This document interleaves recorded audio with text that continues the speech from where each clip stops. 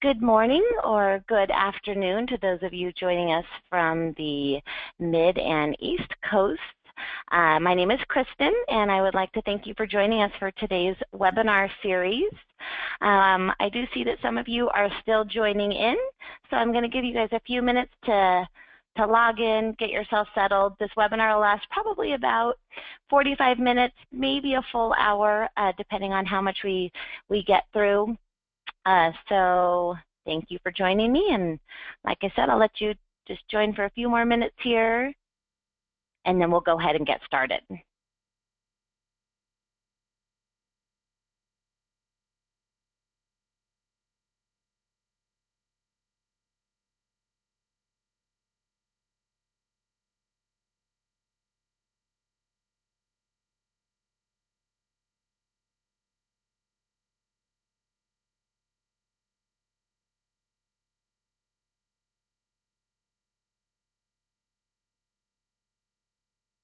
Okay, so it looks like the majority of you have joined. So again, thank you for joining me today. Today's webinar is on the USPS Move Update Compliance. This is a training and educational webinar it's exclusive to our AccuZIP customer partners. So thank you to all of you who are on. Thank you first and foremost for your trust and confidence in our services and being a customer partner of AccuZIP. This webinar series is part of our continuing education webinar series. And the goal of the continuing education program here at AccuZIP, it's for our customer partners, and it's really to drive customer partner success by providing software and industry support-driven education and best practices expertise. So here at AccuZIP, we really believe in unlimited and free training and support. We want to be your partner. We want to educate you of the changing rules, regulations, best practices, and all of those items that where we're the experts. We want to help support you and educate you so that you're prepared, and really it is use our technology for your success. We want you focused on your business, leave the education as far as the mailing industry and those topics go, leave that to us. So we want to be your partner in that and really your go-to. So I'm going to talk about some of the webinar basics. These are kind of just some housekeeping items. All attendees are in listen-only mode. So if you are speaking, we won't be able to hear you. There's a Q&A chat box in the webinar panel. So if there is time at the end of the webinar, we will be able to answer some questions. There typically isn't. So if you're answering questions, though, those do get logged in the GoToWebinar report. So we'll be able to answer those questions and post those onto our webinar page on a Q&A one-sheet post-webinar. You can also send additional questions to our support email, which is support@accuzip.com. Please make sure to put the subject AccuZIP Move Update Compliance Webinar. That way it gets filtered to the correct staff and personnel to answer those questions. This webinar will be recorded, and it will be posted to our website for future viewing. So if you want to view it later on, if you want to share it with some of your team members, if you have to leave early, it is going to be recorded. There are going to be some interactive polls throughout this webinar. This particular webinar has 6 polling questions, so please make sure to be on the lookout for those and also participate in those. Those will help me as we go through the webinar. This webinar is a little bit different too in that some of the polling questions, we're going to ask that you log on to your business customer gateway, and it will kind of help me gauge where you're at in the process and if you are in fact logged on before I move on to the next part of the webinar. And then all of our future webinars in the schedule as well as the recording will be posted at accuzip.com/webinars. So today's presenter is me. My name is Kristen McKiernan. I'm the president here at AccuZIP. I've been with the company since 2001, and I've played various roles in my tenure here, from sales to support. I have an IT background, operations, project management, kind of the whole gamut. So it's given me a good overview, which will help me present to you as customers so you're using it on the back end. I've had quite a bit of experience on the different levels. So hopefully I'll be able to give you sort of the end user experience and then from the software vendor programming experience as well. I have a bachelor's degree in business administration with a specialty in computing from UCLA, and I also got my MBA and I have a technology management focus. I live here on the central coast of California, which is where our West Coast offices are. And as well as myself, I also have some panelists on the line. They won't be active participants in the webinar, but I'm very honored to have them here with me, especially Tom Glassman. He's an industry expert. Tom, if you want to just say a quick good afternoon so everybody can hear your voice. Sure. For those of you on the East Coast, good afternoon. And for those on the West Coast, good morning. Thank you. Thank you very much, Tom. And Tom is an expert in many things, postal and optimization, but in the mailer scorecard especially, which we'll be diving a little bit into. And then we also have our technical support director, Eric Lambeth, who many of you have, I'm sure, spoken with. So again, they're going to kind of be silent partners, but if I call on them for some questions, and they can also help answer some follow-up questions as well. So thank you, Tom and Eric. Okay, so now into the topic that we're going to be discussing today. So the reason this webinar actually came about is because of an industry alert that came out last month in September. I believe it was September 6th. And so there's a changing method that the post office is going to be using for measuring move update requirements. So they're not changing the move update requirement itself, and we'll go into that further, but they are changing how they're measuring it. And this is going to be into effect in January of 2018. And it's also going to require that you review your mailer scorecard to see how this new measurement tactic is going to affect your particular mailings and your bottom line. I'm going to go ahead and read the actual verbiage of the industry alert that the post office sent out. And it says, industry alert move update. The USPS is changing the method for measuring compliance for meeting the move update requirement to a census-based approach. Today, the USPS measures compliance at an individual mailing level using a Merlin machine. In the future, which is 2018, the USPS will use scans from mail processing equipment, also known as MPEs, to determine whether addresses for first-class mail and USPS marketing mail, letters, and flats have been updated within 95 days of the mailing date. Compliance will be measured across a calendar month. This new process will result in several benefits, including enhanced mailing visibility and improved mail quality metrics over all mailings within a calendar month rather than a sampling at an individual mailing level. Results from the census verification method are displayed on the electronic verification tab of the mailer scorecard. Testing of the address verification data has been completed by an industry task team, and the mailer scorecard reports have been declared ready for use. In March of 2018, the Postal Service will begin assessments based on February data for move update metrics determined to be over the established threshold for the calendar month.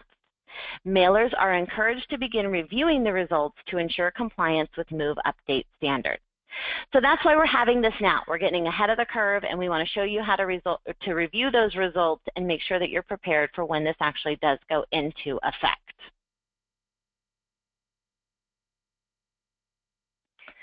Okay, so here's the webinar agenda for today. These are the topics that I'm going to cover. The first is the move update overview. What is it?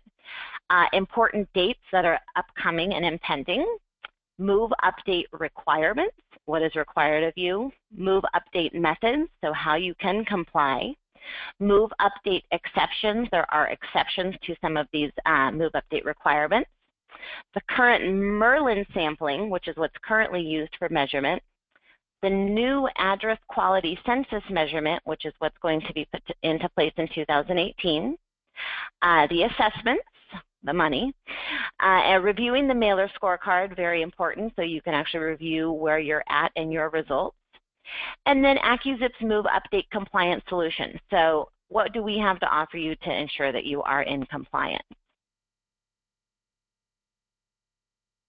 Okay, move update overview. So for this, I'm just going to go into a little bit of the history. So move update overview. So this isn't anything new, the move update compliance itself. Since November of 23rd of 2008, to qualify for automation rate or pre-sort rate first-class mail and standard mail, which has been rebranded as USPS Marketing Mail, USPS Move update compliance became mandatory. The USPS wanted to reduce costs associated with undeliverable mail, costs associated with forwarding the mail and manual functions. This meant that all U.S. mailers presenting mail in these rate classes must process the mailing through one of the Move update compliance processes, and serial link being one of them, which we'll cover, within 95 days of the mailing. So this, again, isn't anything new, but the way that it's being measured and the assessments associated with it is what's changing. So we want to make it easy for you to understand and comply.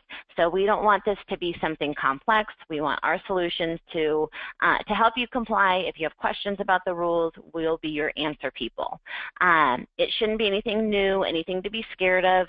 The measurement, though, is changing, so we just want you to be aware. And it's better to be prepared than caught off guard. So again, you guys are doing your due diligence, so I congratulate you for taking the time out to learn about this so that, you know, come in the beginning of 2018, you're prepared, and this should be, really shouldn't affect you. Okay, on to the polling questions that I was talking about. We're going to start out with a first polling question. So I'm going to go ahead and launch that poll here.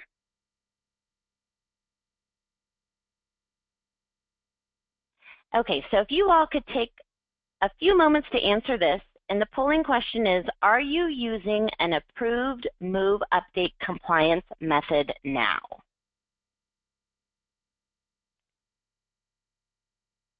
So yes, no, or if you don't know.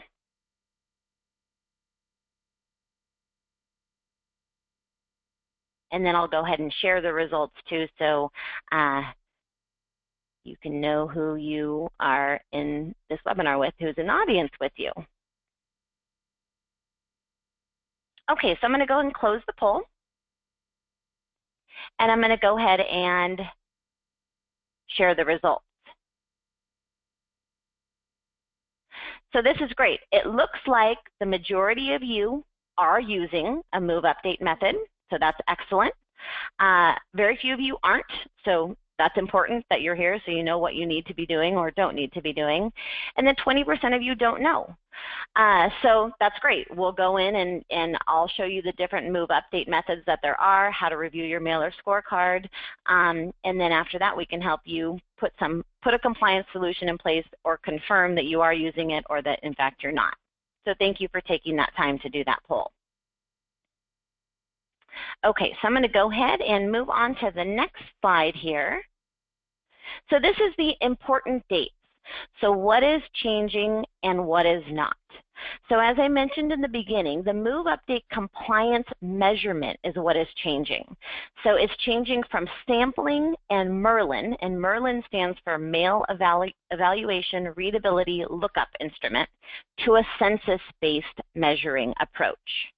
So the census-based review is focused solely on address accuracy. So it's focused on the quality of the list. The measurement is applied to all pieces over a calendar month, and there is a 0.5% threshold. Assessments are going to occur on all of the pieces over this threshold. So any pieces that go over that 5.5% threshold in the calendar month are going to be subject to the Move update assessment, which is 0.08 cents per piece, which we'll cover in some following slides. The implementation and assessment dates. So the census review method implementation is January 21st, 2018. It's coinciding with the postal rate changes.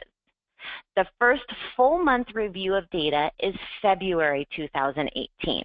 So the post office actually could have started in February assessing for January data, but that wouldn't have given them a full month of data to actually assess and review. So that's where when they said the correction and they pushed it back. So they're actually pushing it where the assessments will be issued in March, and it's going to look at your February data. So that's when you really want to make sure that that's the data you're going to get assessed on, or the data that you are going to get assessed on is that February calendar month. And the assessment is 0.08 cents per piece on pieces that go over that threshold. So, Kristen, sure. just as a note here, it's going to be for full service and basic pieces. So if you turn in an e-doc, everything's being measured. Okay, excellent. Thank you for that. And as I mentioned earlier, it does not check for the other requirements. So you still have to comply with a Move Update approved method. That has not changed, and that's what's been in effect since 2008. So you have to use a USPS approved update method, Move Update method, which will go over those methods in this webinar. Your list has to be updated within 95 days of mailing, and an inspection service audit still remains possible. So although the new census method evaluates the address quality, it does not ascertain whether an approved method was used or not, or whether that occurred within the 95-day period. Those two requirements will still be subject to separate review and necessary action by the USPS if non-compliance is found. And such action in the past has included disqualifying the related mail from the discounted rate claimed and then re-rating it at single-piece first-class mail prices. So you definitely want to make sure that you are still in compliance. And for those of you that said you didn't know, find out what Move Update method you are using.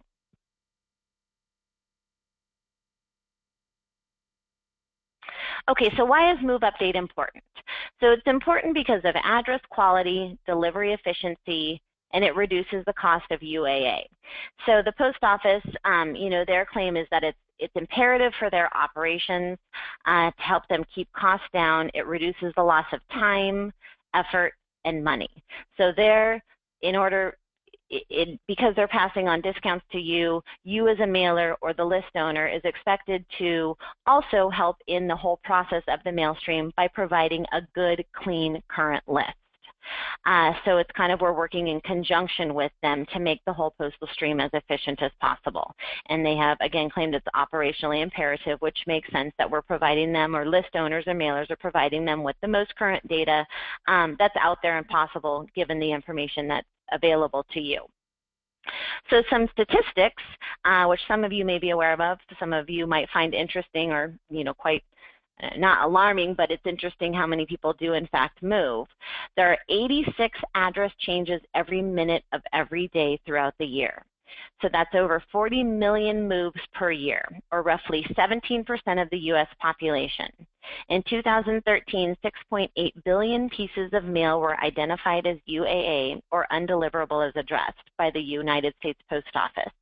That means nearly 5% of all mail was UAA, costing marketers and the USPS an estimated $613 billion in losses.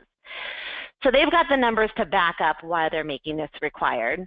And in the end, it's going to positively affect your bottom line, because the idea is you want to get the message to the right person at the right time. You want to be sending whatever it is that you're sending out in the mail stream, and you want it to get to the intended recipient. Okay, Move Update requirements. And again, this may be sort of a refresher for those of you who have been participating in running your list through Move Update approved methods already. But who it's required and what Tom just said as well, it's to the basic and full service.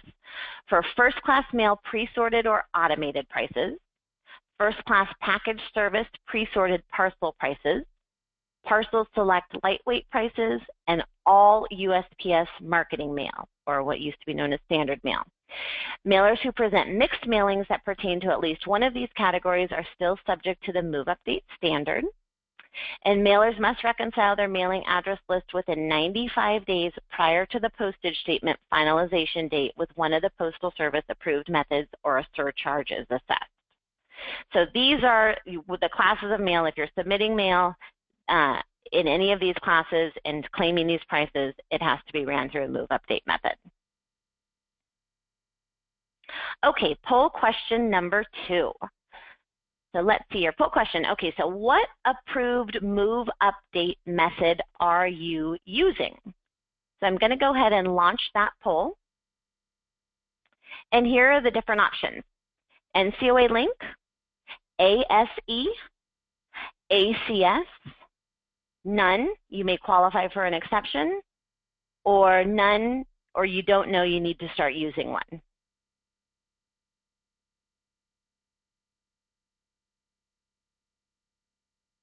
And Tom, yes, please feel free to chime in if there's anything you feel relevant or would be helpful for our audience. I'd probably rather hear somebody else's voice as well.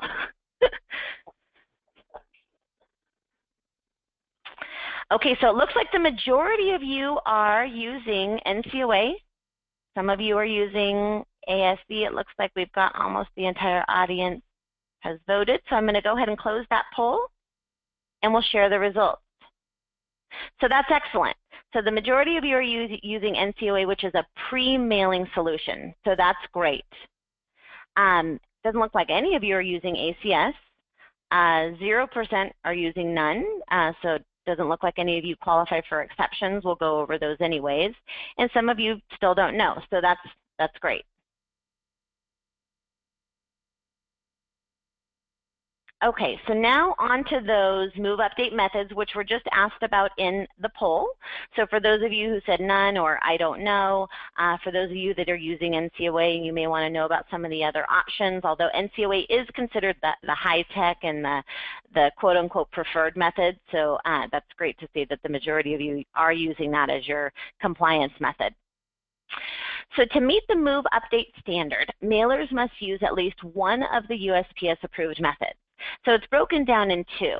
And some of this material is taken from the post office actually does some webinars on move update as well. And I liked how they broke it down into pre-mailing and post-mailing. So pre-mailing are the compliance metrics or compliance methods that you can use to update your mailing list before you mail. So the first one is NCOA link, which is the national change of address. So this verifies that a mailer submitted mailing address list against the USPS NCOA database prior to the mailing. So the database, your database, is then updated with the new change of address information prior to the pieces being printed and mailed. Then you've got the NCOA link MPE, the National Change of Address Link Mail Processing Equipment. And I've got some slides actually that demonstrate this. But this method uses mail processing equipment technologies to match the printed address from a mail piece against the NCOA database. This isn't as common because it does require equipment, and it's more for, I would say, the larger mailers. Tom, I know, is an MPE NCOA expert, but the NCOA link is going to be much more common than the NPE portion of it. So if you're sending your mail out to a pre-sort bureau, they're typically using the MPE because they have sorting equipment that has to look up the address change info. Got it. That makes sense. And it's going to actually spray the new printed, the new address on the printed piece, which I'll have a visual demonstration for you. Then if you don't run your list through a pre-mailing move update method, you can do post-mailing services. So this is actually changes that you're going to receive after you've put the mail in the mail stream. ASE, which looks like 7% of you are using, so that is relevant. So this is going to allow mailers to receive the COA information via hard copy notice provided by the USPS. You must print an endorsement on your mail piece, which I'm sure all of you are familiar with, that actually shows that you're registered and you're part of this ASE program. ACS, Address Change Service, is also a post-mailing move update method. And unlike, the difference is, if you think about it, it's kind of the electronic version of ASE. So mailers receive the COA information and other reasons for non-delivery electronically versus hard copy like you do with ASE. So for the users of AccuZIP software, if you're looking to generate additional business, ACS is a great value-added service. It allows you to get the electronic file back, and then you split it by your customer, and then give your customers the information. Or it allows you to get into the database business where you maintain the database and actually do the corrections on your customer's database. So I think it's a wonderful value-added service. Yes, and correct me if I'm wrong, and I think I have some information on this. ACS is actually going to be provided free to full-service mailers if they meet a particular volume of full-service mail. It is. We've been on it for a while now, and I think it's a great service our customers appreciate and pay for as a value-added service. That's excellent. And you can use it in conjunction. You can use ACS and NCOA. So you can use, multiple move update methods as well to capture even more of the moves.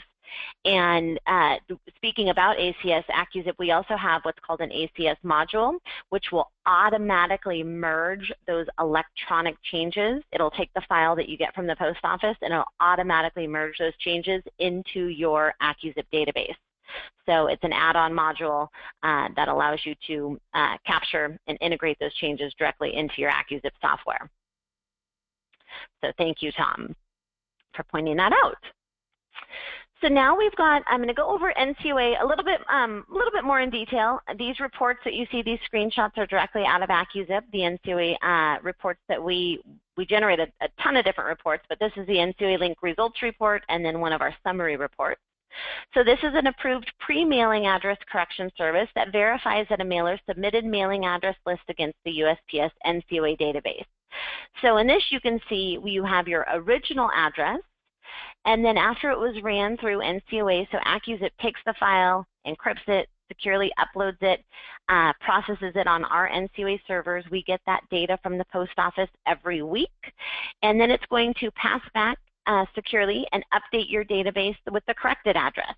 So for this record, we had Jeffrey Bucks. He was at East Chestnut Street in East Hampton, Mass. And then it's going to give you the move date. So in July of 2016, he filled out an individual type move. So you have individual, family, or business moves. It's going to give you the NICSI codes, and then it's going to correct the address. So now when you do your pre-sort or your mailing, you're actually mailing to the corrected address, but we've preserved the original address so you haven't lost that information, and you can pass that information back to your customers as well so that they can update their data source. We're big believers here that it's very important to continually update the data source, otherwise these moves are eventually going to fall off. And then we have this summary report here that's going to break it down by the match flag. So there's different types, whether it's a forwardable move, no forwarding address, a closed PO box, or if they've moved out of the country. So these are, again, just a variety of reports that we have that you can pull on your data, but it gives you a good practical visual of what's happening to the data when it's ran through NCOA. Okay, then here's that MPE equipment that we were discussing previously. So this again is pre-mailing, and this is likely what, as Tom was stating, those big pre-sort houses have on their mailroom and production floors. So that's a subset of NCOA link that uses mail processing equipment technologies to match the printed address from a mail piece against the NCOA database. So here's the printed piece before it's ran through NCOA link MPE. And then here's after. So the MPE sprays a new barcode onto the physical mail piece. So it's going to physically spray that new barcode information versus the NCOA link without MPE. So it's still pre-mailing, but it actually does require printing and this mail processing equipment. If I can jump in an unrelated comment. So for those of you that are going to a pre-sort bureau, and you're looking at undocumented mail, the post office is maintaining both barcodes, the original address block and the new COA, or change of address barcode. So you don't have to worry about those showing up in your undocumented mail. Oh, that's good. Okay, so now we're going to go to the post-mailing services. So the post-mailing move update compliance methods are, this is going to be after the fact. So the ASE, which some of you are using, this is a post-mailing service that allows mailers to receive the COA information via hard copy. Mailers must print an endorsement line on the mail piece. And the disposition depends on the following 4 endorsement options. So address service requested, return service requested, change service requested, and for first-class mail, this endorsement cannot be used as a standalone method to comply with move update. I believe it has to be in combination with ACS. And then temp return service requested for standard mail. So I'm sorry, this is only for first class. For standard mail, this endorsement is not available as a temp return service requested. Now this is important. Keep in mind that to complete the move update process to be compliant, mailers who rely on any of these manual methods listed above must incorporate the address changes received prior to subsequent mailings. So you have to do something with these changes. So once you get these changes, you have to update your data source so that the next mailing is going to have the updated address information. And then the second post-mailing service is the ACS, so the Address Correction Service. So post-mailing address correction service that allows mailers to receive COA information and other reasons for non-delivery electronically. And this is what Tom was speaking of. That's a great value add to you and information that you can then pass on to your customers. And there's 4 service options for ACS: traditional, one code, full service, and intelligent mail package barcode. And again, this is free. Tom said they've been doing it for a long time. This ACS is free for full service mailers. So you should definitely take advantage of that service. Now, I'll just go over these briefly since it looks like the majority of you don't qualify for the alternative methods, which is not surprising. These are not very common. But there are 2 alternative methods for meeting the USPS Move Update standard. The first is 99% accuracy. So this is available to mailers who can demonstrate that they have a highly effective method of keeping their addresses current.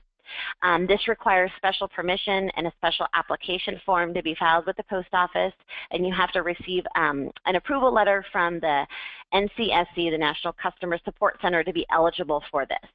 But it is in place if you can prove that your mailing list is completely 99% accurate, so that you shouldn't have to comply to these other methods that the majority of the other mailers and list owners do. The second alternative method is legal restraint. When a legal restriction prevents mailers from updating their customer's address without direct contact from the customer, they can be authorized to use the legal restraint method. So this may be tax statements, financial documents, and again, this requires special approval from the post office. Now, there are exceptions to Move Update. So this is a common question too. I know that some of our support team get. So mail pieces that use alternative address formats, which have the recipients listed as below, such as simplified addresses going to postal customers, business customers, occupant addresses, the or current resident. If you have these alternate address formats, then you are not required to run your list through a Move Update method. A second exception is customers who directly acquire current addresses from your customer. Again, this can require an audit from the post office though, but if you can prove that you directly acquire and are in contact with your customers, getting their current address prior to the mailing, that's an exception number 2. So the alternative and exceptions are exactly that, not the most common. Okay, so the important stuff about what is changing, which we had talked about, that we would cover in the agenda. So the current Move Update validation is the Merlin process. So Move Update validations are performed based on a sampling at the job level using Merlin, which is the Mail Evaluation Readability Lookup Instrument. Mailers are assessed additional postage on pieces not meeting Move Update requirements above the threshold on a sampling. So here is how the steps here for a visual for you. So the mail pieces are randomly sampled. They're gone through Merlin. Merlin assesses the address list quality with the sampled mail piece, and then you're going to get a Merlin report based on that sample.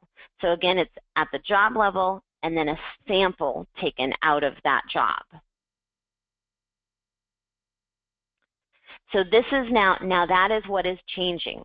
The post office is now going to be measuring, rather than a sample, they're using what's called the Census process.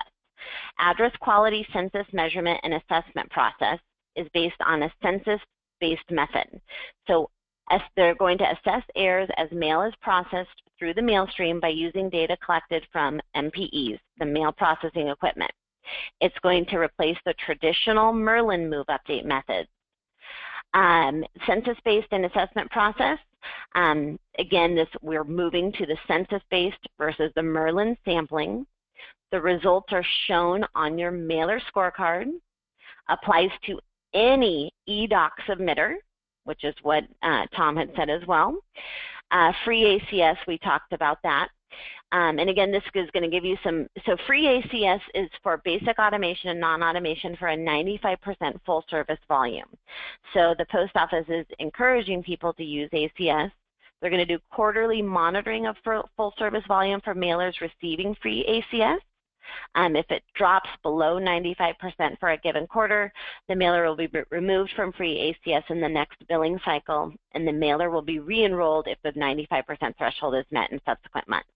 So if you're a full service mailer and you have this volume, absolutely sign up for ACS. Okay, this is going to give you the visual demonstration of the new Move Update validation process using this census-based assessment approach.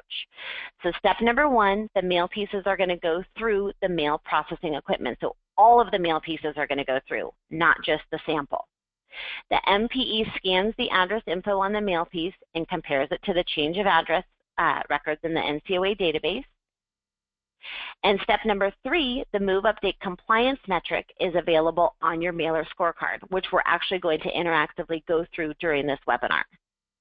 So again, difference is rather than the sampling being measured by Merlin, now the entire job at the job level, all pieces are scanned, and then the metrics are reported on your mailer scorecard. And one of Tom's famous things is you can only manage what you can measure. So they're measuring it. Now you can manage it. We're going to show you how to do that.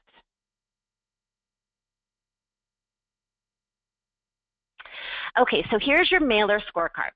So the mailer scorecard contains Move Update compliance metrics, and the tolerance is currently set to 0.5%. Typically, mailers who do not use a USPS Move Update method will encounter this error. So if you're not running it through, you're of course then going to receive that error. Even if you are running it through though, you might receive errors based on data, and there's a variety of different reasons. So regardless, you should be looking at your mailer scorecard, the Move Update verifications, and seeing if you do go above that threshold.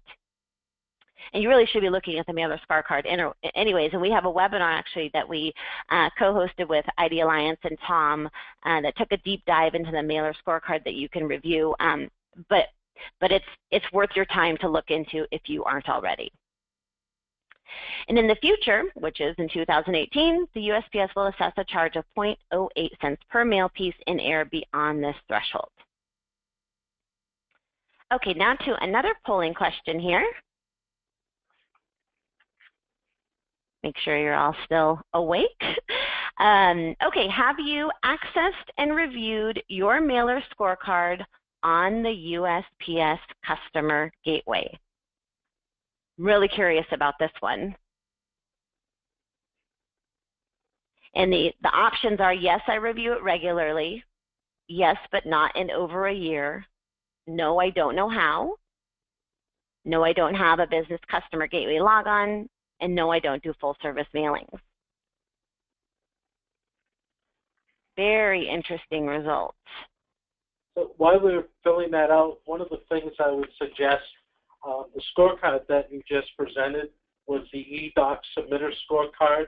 If you're starting to see COA threshold numbers or COA errors, I typically go in as the mail preparer, which is the other side of the scorecard, and it will break out by job and customer, and I can actually see which customer is causing me the most grief and aggravation. That's an excellent point. That's an excellent point, because if it's your CRID, you're responsible, so then you want to go in and look and see which mailers or which of your customers are actually causing your threshold to go above what it's set at. So that's excellent.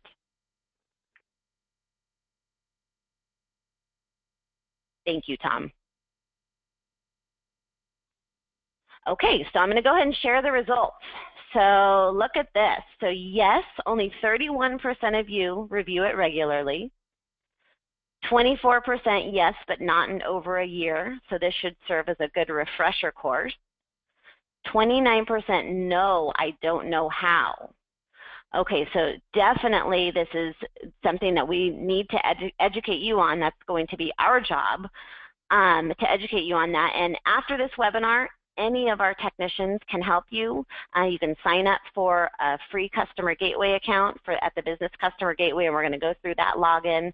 So let us help you so that hopefully next time we do this webinar, beginning of 2018, it'll be 100% yes, I review it regularly. And then no, I don't. Yes, I'm please sorry, do. Kristen. I wanted to jump in on the 24 and the 29%.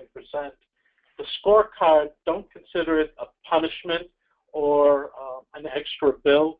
Hopefully you would go in on a daily basis and use it as a business tool. So when you're starting to see any issues, you would actually go in, because if you monitor it on a day-by-day basis, I actually export out every single day and I monitor the numbers. If I start to see an issue with ACS, I'll track down what customer it is and then try to find out what's causing that problem. If it's nesting errors, I'll go back to either our flats area, the bindery area, or the mail area, and then talk to the people about the job and possibly retrain them on sorting. So again, it's a business tool. Don't consider it a punishment, but consider it another added business tool for you to improve your quality. Sorry, when I saw the numbers here, I went off on a tangent.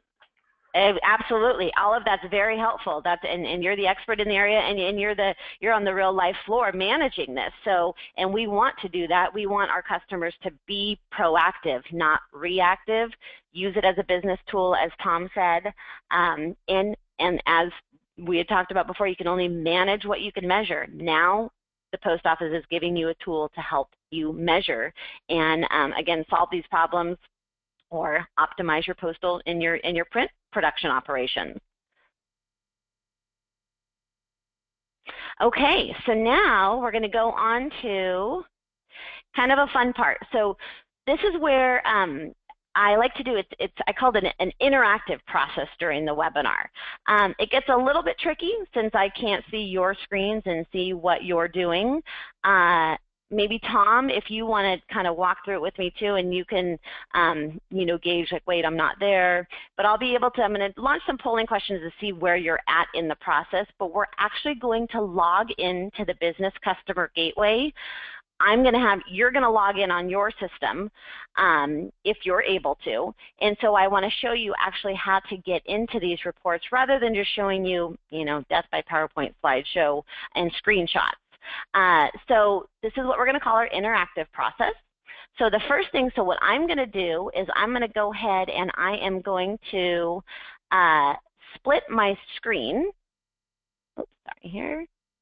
Okay, I'm going to split my screen so you can actually see both of my monitors. So it may get a little bit smaller.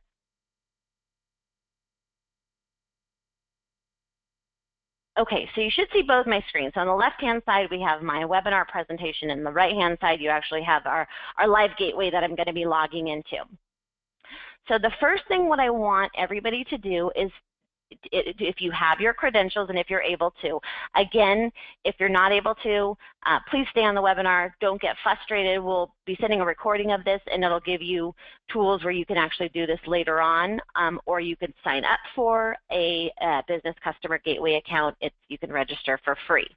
So for those of you who do have an account and you do have your credentials, let's go ahead and have you sign in. So the URL is https://gateway.usps.com.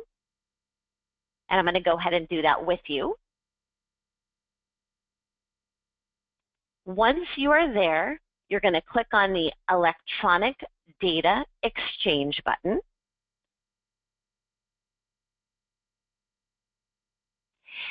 Once you're there, you're going to go to the left-hand side, and you're going to click on Mailing Reports.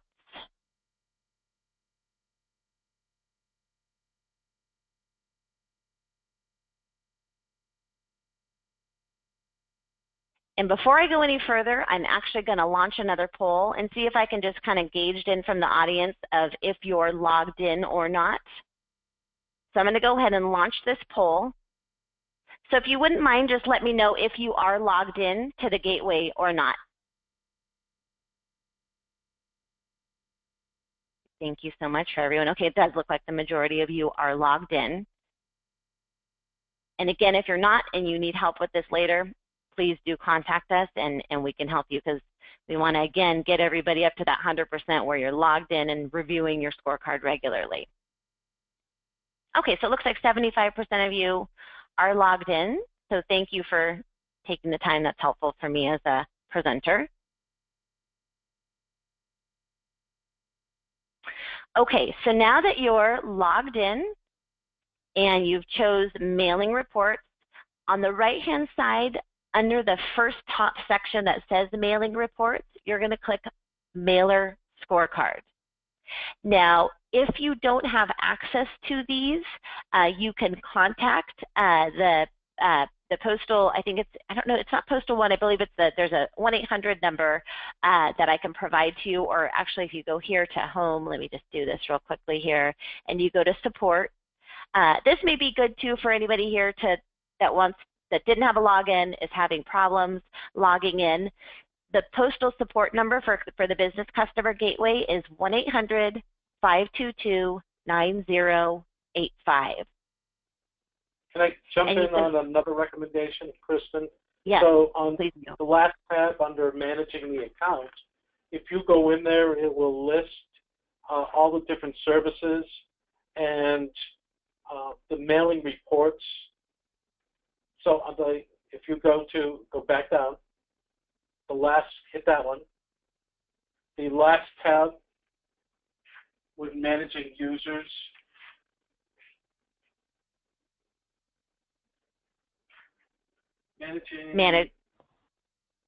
So right there, so that's it.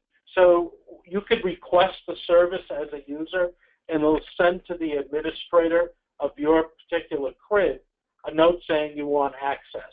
So if you're not the BSA and you go here, it will then send the note to the BSA for them to allow you access to the mailing reports.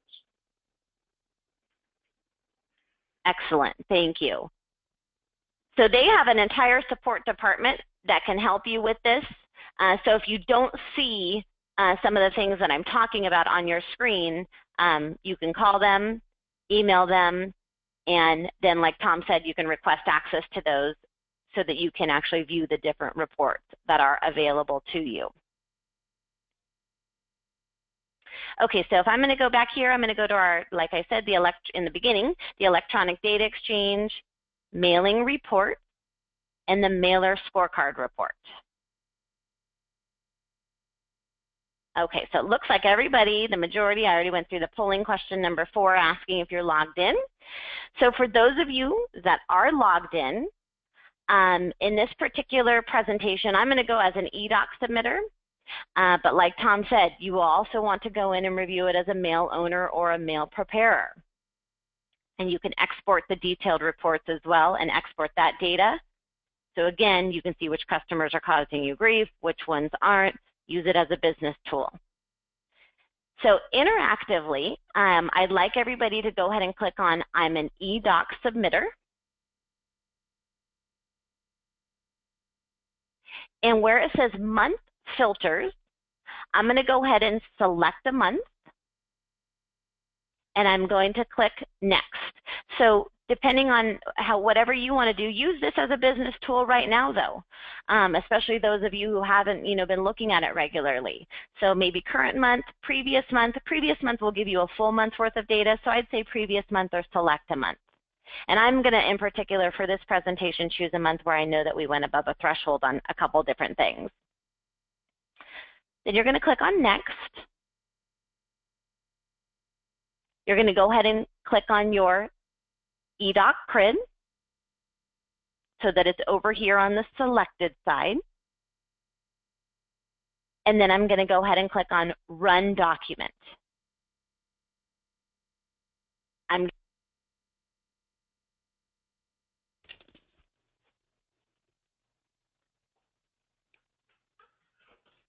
Tom, can you still hear me? Yes. Okay, excellent. And I chose August of 2017, and then I chose to run my document. So it's processing the request.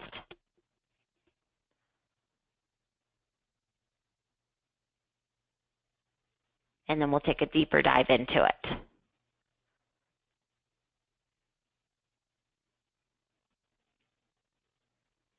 We're probably all hammering the system. Just as a note while it's processing, the data is put up once a day. It finalizes at 9 a.m. every day Central Time. So for me, it's 8 o'clock in the morning on the East Coast. And that's when the totals are put up into the scorecard. So if you go in earlier, you may be missing data. Whereas if you go in after, you'll have 100% of the data. Very good to know. Okay, so now that we're here, so you've got your mailer scorecard. Now what we're going to do is we're going to click on the actual CRID. So, and that is on the very, because that's a little bit tricky and kind of counterintuitive, I found it personally, but on the right-hand side in the column, you're going to actually click on the CRID, and that's going to get you to where you can choose a specific error type to run the report on that particular error type. And in this particular webinar topic, we're of course talking about move update errors. So I'm going to choose move update errors, and I'm going to choose run report. So this is going to give me the details of the move update errors that I had in this particular mailing. So before I go any further, I'm going to do another poll again so that I can see where you are at. I don't want to jump too far ahead if I've lost you, and if there's too many of you, then I'll go back and we'll start kind of from the beginning of logging in. So are you viewing your mailer scorecard error reports? So if you can go ahead and vote on that.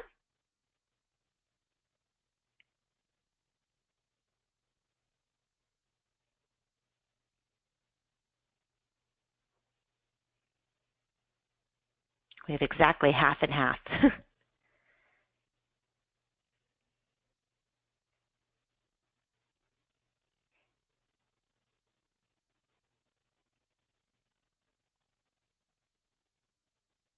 Okay. So it looked like about a little over half of you were viewing it. What I'm going to go ahead and do is I'm going to go ahead and just go back through that again. Just as I'll go back through the slides just to give you a little bit more time. So you're going to go ahead and log in and choose your report. You're going to choose the month filters. You're going to select the eDoc submitter CRID. Choose Run Report. Click on the CRID. Click on the Move Update Errors radio button, and then click on Run Report.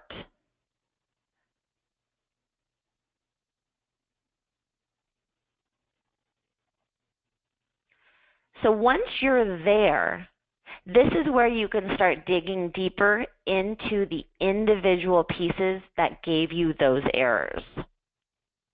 So you can start doing some research on the pieces that gave you those errors so that those pieces can be corrected and that those errors can be corrected. I wanted to go back to the first screen here to show you the actual thresholds.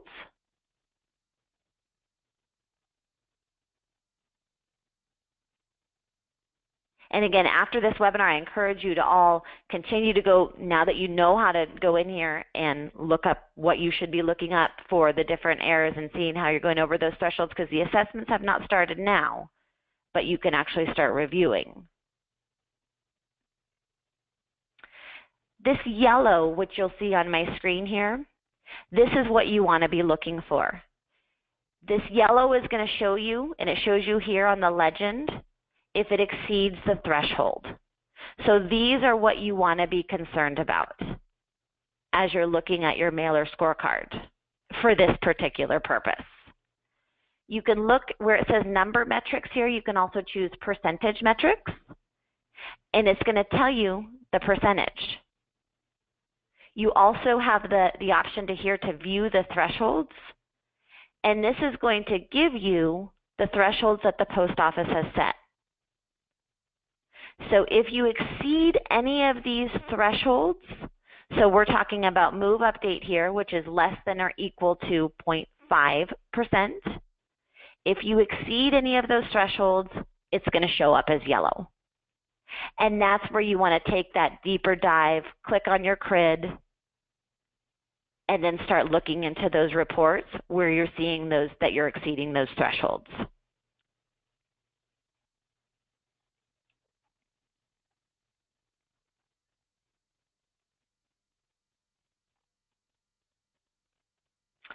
Okay, so now that everyone's looked at the reports, logged in, you have had now a general overview of why this is so important, the tools that are available to you to get it ahead of the game. What now? So I'm going to go ahead and actually change my screen back to where you're just viewing my one screen, so it's a little bit bigger for you. So what now? What do you do now that you've been armed with now all of this education about these impending assessments and the changing compliance measurements? Well, the first thing is start reviewing your mailer scorecard move update reports now. Don't wait till the beginning of the year. Use it as a tool. Educate yourself, educate your staff, educate anybody who's doing the data management, all that are involved really, because it really can have an effect on your bottom line. And the solutions they're there, and so there's really no reason that you shouldn't be complying. Implement a move update method solution to be in compliance now. Again, don't wait, do it now. Ensure that you're meeting all of the move update requirements, and ensure that you're not going above the 0.5% threshold to avoid assessments. So this is why the post office sends out those industry alerts while we're doing the webinar. We don't want you to have to pay any more than you're already paying. So get a handle on it now. Use it as a tool, and you won't have to worry about it when the changes come. Okay, some of the solutions that we have to offer in order to make sure that you're in compliance is we have the unlimited access to NCOA 18, and we also just recently added the 48-month service. So the 18-month ensures that you're in compliance. 48-month goes back further. It's seamlessly integrated in AccuZIP.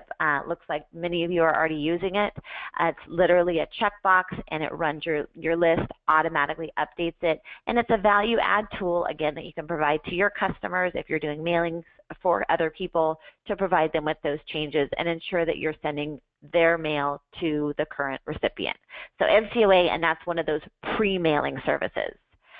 We also have some enhancements to NCOA. As I mentioned, we have the 48 months now. We have ANK, which will flag addresses that have moved outside of the 18 months, up to 48 months. And then we have the ACOA, which is part of our data enhancement, which uses other data sources outside of the post office change of address, utility bills, catalog subscriptions, to give you additional change of address information. That doesn't meet the move update compliant approved method, but it's an add-on to the compliant method, which is NCOA. We have the ACS module, which I briefly talked about. As Tom mentioned, sign up for ACS. It's free. It's a great tool. You can use it as a revenue generator as well by providing that information to your customers. And then we have a module that will allow you to take those electronic changes and seamlessly integrate and update your AccuZIP database. We also have an NCOA link compliance package. So for those of you who are not pre-sort houses, you're not mailing for others, you simply need to be in compliance and your mail volume is very low. We have a compliance package that one of our representatives here can talk to you about.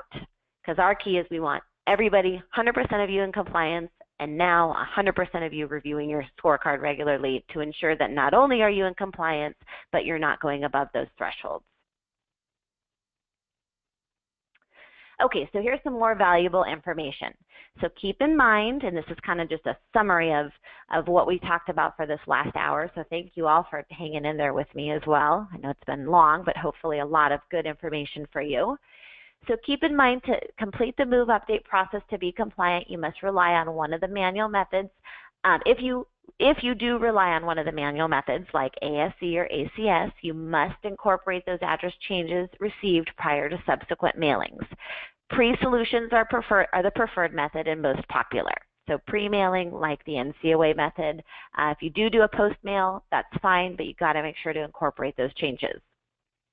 If you're a mailing agent, for example, a pre-sort bureau, and your client cannot prove that they have updated their addresses within 95 days of the scheduled mailing date, you cannot include those mail pieces in automation rate or pre-sort rate first-class mail or standard marketing mail.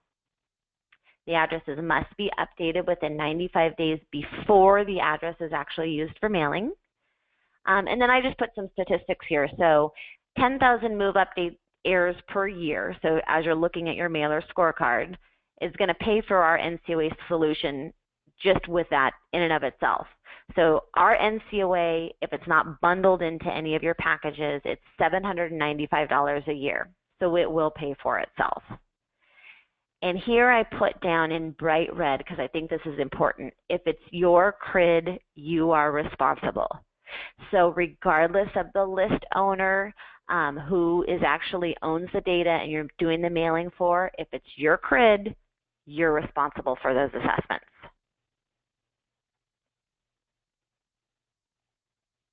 Okay, last polling question. So this one I'm very interested to see the results. So after this webinar, will you be reviewing your mailer scorecard and move update reports regularly to ensure compliance, or at least determine how?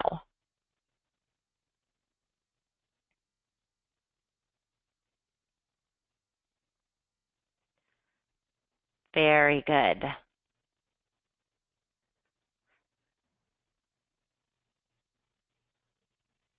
These are quick voters too. Thank you for that.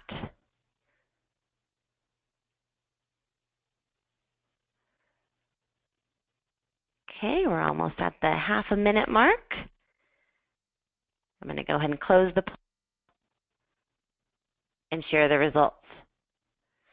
So this is great.